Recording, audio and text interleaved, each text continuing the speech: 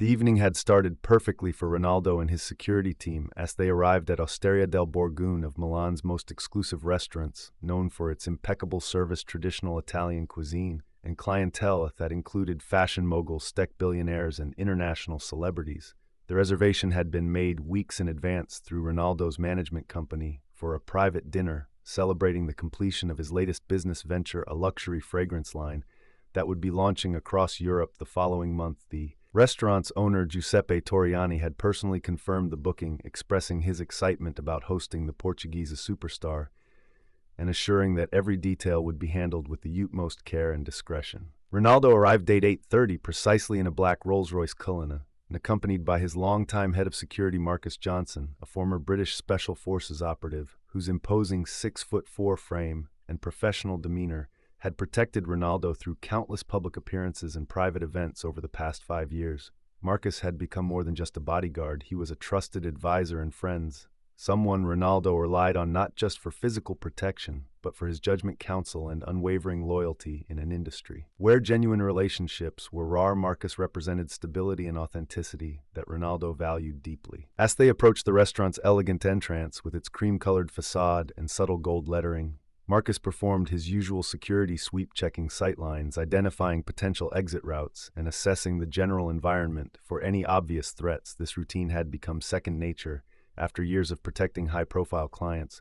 But night felt different. The streets were unusually quiet for a Friday evening in Milan, and the restaurant's exterior seemed more subdued than usual, with fewer of the typical paparazzi and fans. Woofton gathered when word leaked about Ronaldo's dinner plans. The lack of external attention should have been reassuring, but Marcus's trained instincts told him to remain vigilant. Giuseppe Torriani himself greeted them at the door, his face beaming with the practiced charm of someone who had spent decades serving the world's elite. "Mr. Ronaldo, welcome to Osteria del Borgo. It is our absolute honor to have you here tonight." He said in accented English while gesturing grandly toward the restaurant's interior, with its exposed brick walls, dim lighting, and carefully arranged tables that provided both intimacy and excellent sightlines for security purposes. Ronaldo smiled warmly and shook Giuseppe's hand, expressing his appreciation for the accommodation and his excitement about experiencing the restaurant's renowned cuisine. But as they moved toward their reserved table in the restaurant's most private corner, Giuseppe's demeanor shifted noticeably when his eyes fell on Marcus. The restaurant owner's welcoming expression hardened almost imperceptibly as she took in Marcus's appearance, his dark skin, his professional but casual attire consisting of a black suit and earpiece, and his obvious role as security personnel.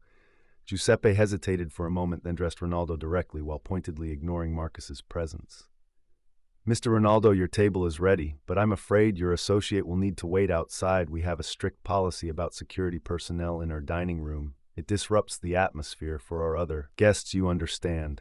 The words hung in the air like a challenge, and both Ronaldo and Marcus immediately understood that this had nothing to do with restaurant policy and everything to do with prejudice and discrimination. Marcus had encountered racism throughout his career in various forms, from subtle microaggressions to outright hostility, but it never stopped being painful and infuriating, particularly when it happened in front of people. He was paid to protect this training kicked in immediately, maintaining professional composure while internally calculating whether this situation posed any actual security risks to Ronaldo. If it was simply an ignorant restaurant owner making assumptions based on his appearance, he had learned over the years that responding emotionally to such situations often made them worse, especially when his primary responsibility was ensuring his client's safety and maintaining their reputation.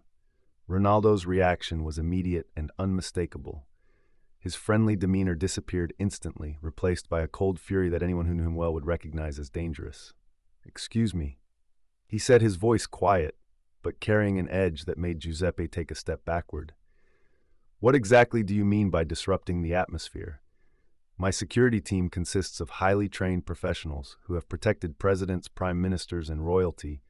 They know how to be discreet and professional, unlike apparently the management of this establishment." The temperature in the room seemed to drop several degrees as other diners began to notice the tension near the entrance. Giuseppe attempted to backtrack, realizing he had made a serious miscalculation. "Mr. Ronaldo, please understand, it's not personal. It's simply our policy. We've had issues in the past with security personnel who But Ronaldo cut him off before he could finish his sentence. Issues with what exactly? With black security professionals who you assume are going to cause problems based solely on their appearance. The accusation hung in the air, and Giuseppe's face flushed red as he realized his discriminatory attitude had been called out directly and publicly by one of the world's most famous people in a restaurant full of witnesses with smartphones. The confrontation was attracting attention from other diners, who began pulling out their phones to record what was clearly becoming a significant incident. Marcus touched Ronaldo's arm, gently suggesting they simply leave and find another restaurant.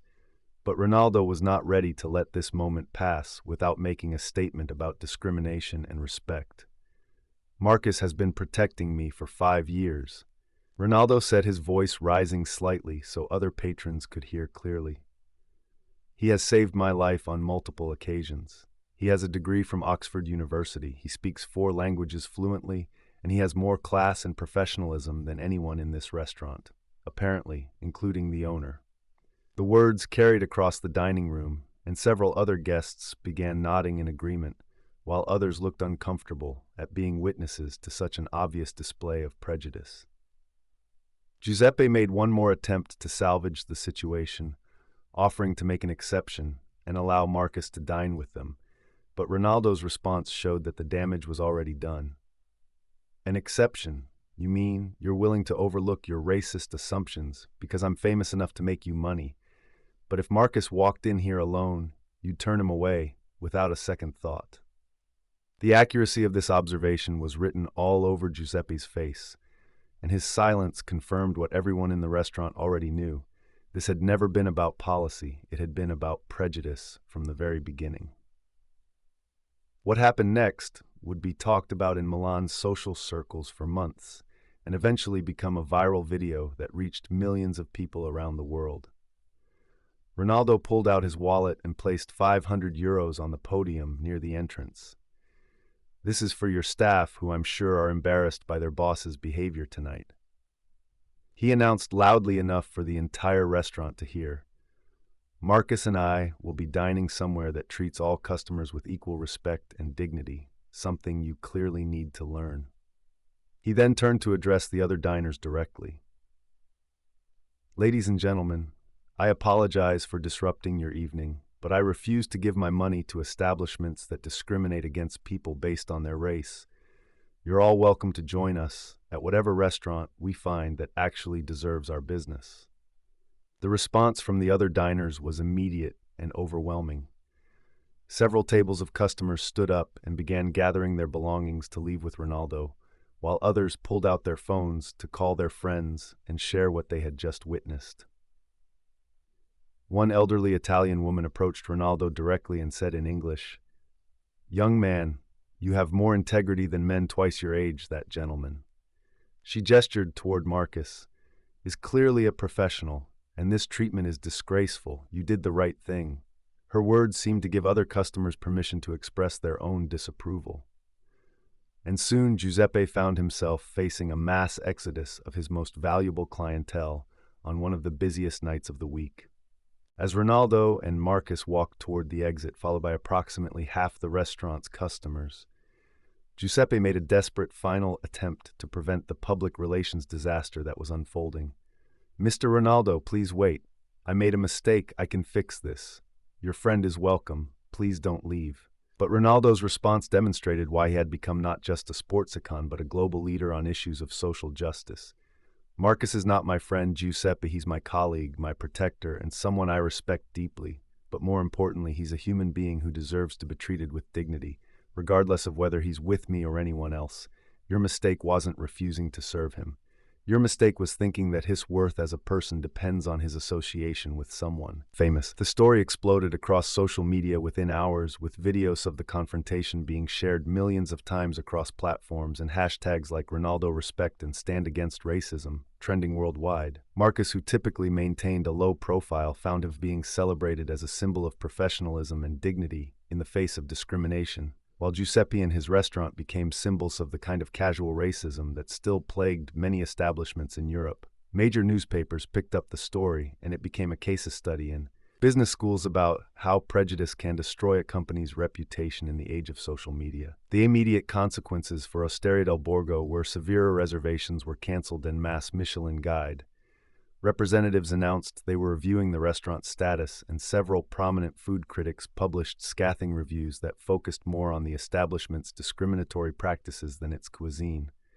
Giuseppe issued multiple public apologies, but the damage to his reputation and business was irreversible within 6 months. The restaurant had closed permanently, and Giuseppe had become a cautionary tale about the cost of prejudice in an interconnected world where discrimination could be exposed and punished almost instantly.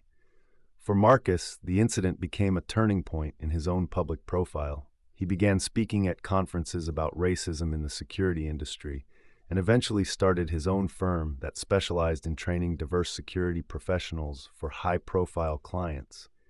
That night at the restaurant showed me that staying silent about discrimination doesn't protect anyone.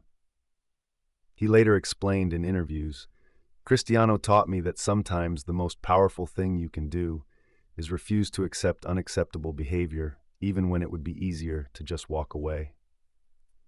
His company became one of the most respected security firms in Europe, with a client list that included celebrities, politicians, and business leaders, who specifically sought out his services because of his reputation for both professional excellence and moral courage. Ronaldo continued to speak about the incident in interviews and public appearances, using it as an example of how people with privilege and platforms have a responsibility to stand up against discrimination wherever they encounter it. That night wasn't about me being a hero. He would say it was about recognizing that staying silent when you witness injustice makes you complicit in that injustice. Marcus deserved respect not because he works for me, but because he's a human being, and when people forget that it's everyone's responsibility to remind them. The incident became part of Ronaldo's larger advocacy for social justice causes, and helped establish him as someone willing to risk business relationships and social comfort to defend his principles. The story also had an unexpected positive outcome for Giuseppe, who after losing his restaurant spent several years in counseling and education about racism and discrimination.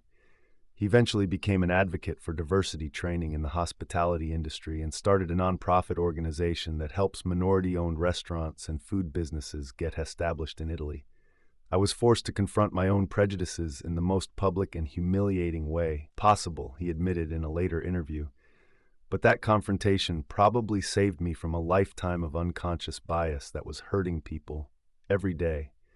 Losing my restaurant was devastating, but learning to see people as individuals rather than stereotypes was the most valuable education I ever received.